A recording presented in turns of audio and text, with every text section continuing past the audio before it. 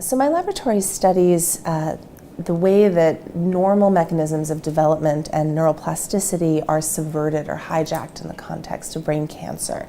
And one interaction that we've been quite focused on is understanding how neuronal activity, which normally regulates the proliferation of glial precursor cells that are important in the developing childhood brain as well as in mechanisms of ongoing neuroplasticity in adulthood, how neuronal activity similarly influences the proliferation and ultimately the growth of high-grade gliomas, both in childhood for cancers such as diffuse intrinsic pontine glioma, but also in adulthood with respect to high-grade gliomas like glioblastoma.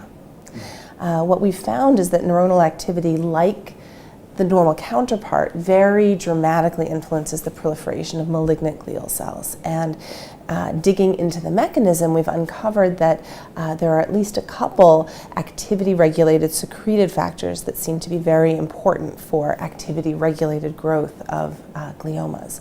One of them is a well-studied activity-regulated neurotrophin called brain-derived neurotrophic factor.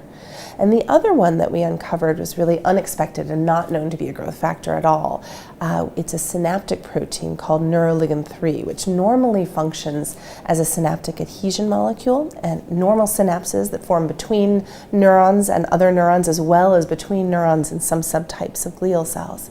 And we find that Neuro Ligand 3 is cleaved and secreted in an activity-dependent way, and that it very powerfully promotes glioma growth. Not only does it promote growth, but kind of unexpectedly we found that when we place gliomas in a brain microenvironment that lacks neuroligand 3, that the gliomas really fail to grow, kind of underscoring a fundamental role of this molecule in glioma progression.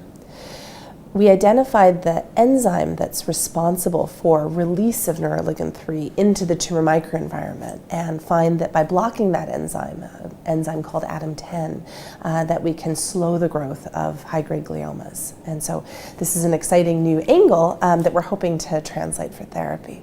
I think we're just at the tip of the iceberg as we begin to understand how the really powerful growth environment of the nervous system regulates brain cancer growth, and there's a lot more work to do.